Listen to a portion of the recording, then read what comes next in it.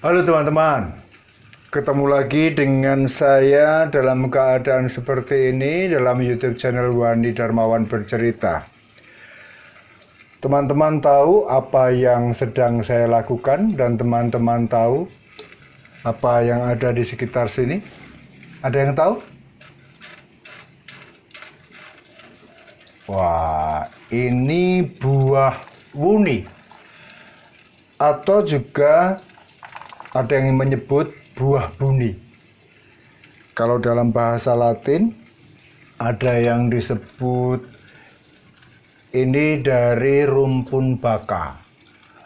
Rumpun baka itu buah yang di dalamnya terdapat biji yang sangat keras.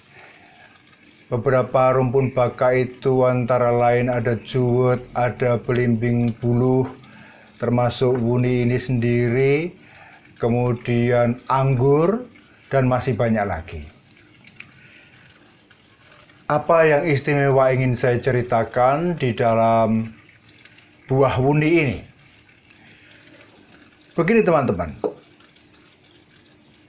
saya melihat ada potensi yang bagus, potensi ekonomi kreatif yang berbasis rumah tangga.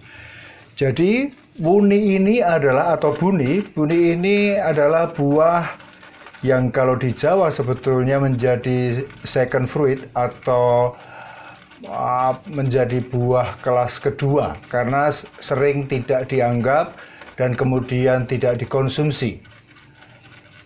Yang menjadi buah-buah nomor satu seperti kita tahu ya kates atau ada semangka, mangga, dan lain sebagainya.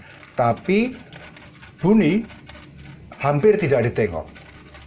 Padahal buni ini punya kandungan vitamin C yang sangat luar biasa. Nah teman-teman pasti tahu minuman-minuman tradisional, berapa banyak kita punya minuman tradisional beralkohol di beberapa daerah. Kalau di Sulawesi Selatan ada Balo, di Flores NTT ada Moke dan Sopi, kemudian di Bali ada Arak, di Solo ada Ciu.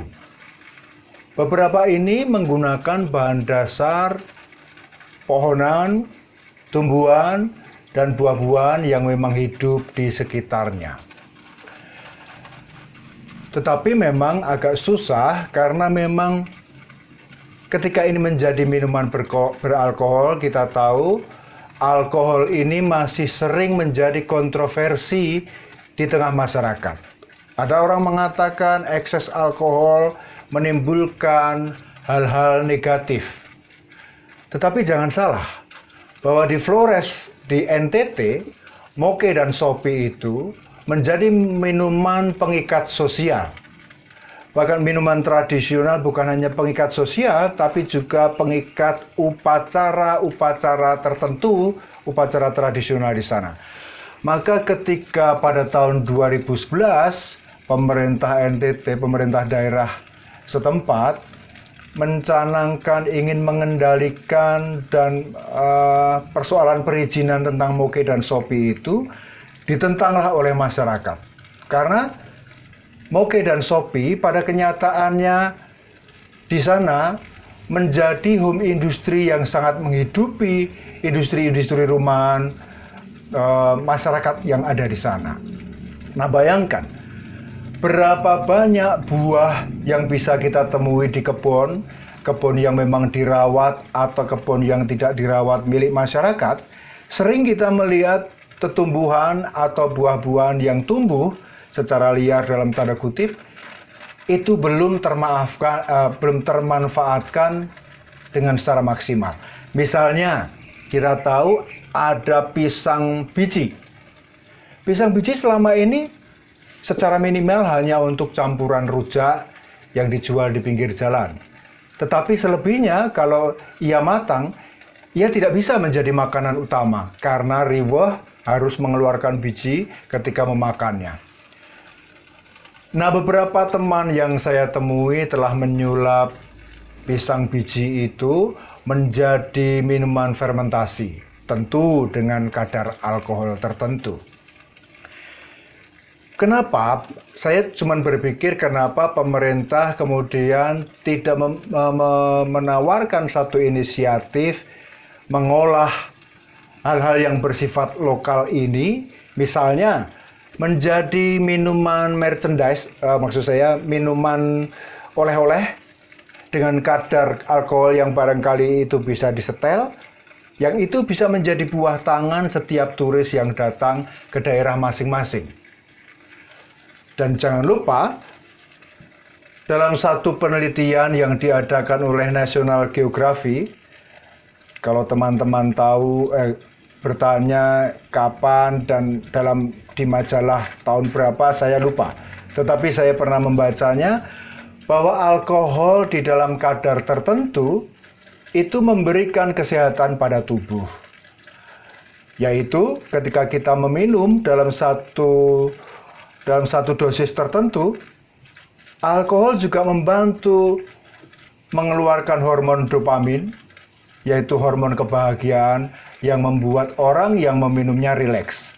Nah, itu yang kemudian di dalam penelitian di beberapa negara, wine dalam kasus itu menjadi menyehatkan karena juga diatur cara konsumsinya.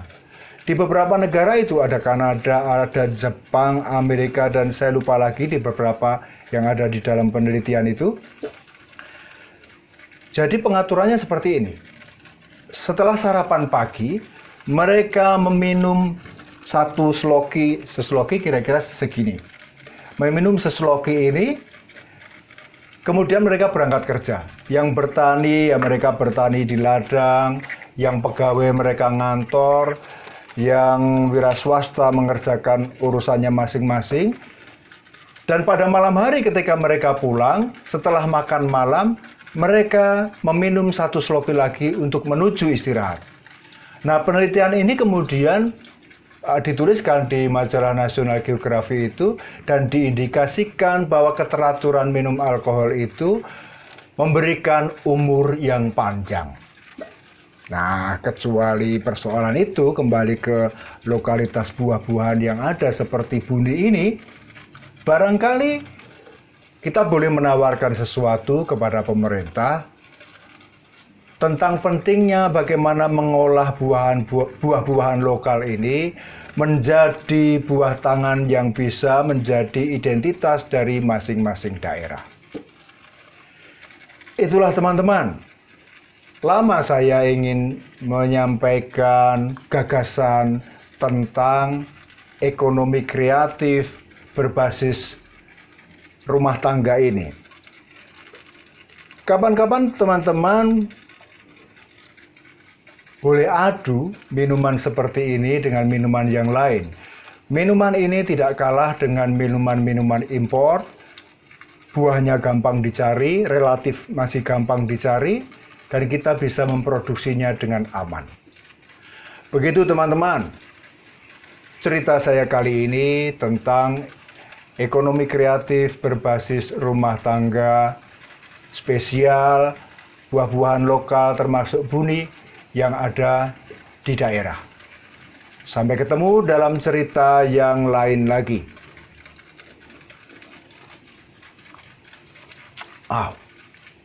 Enak.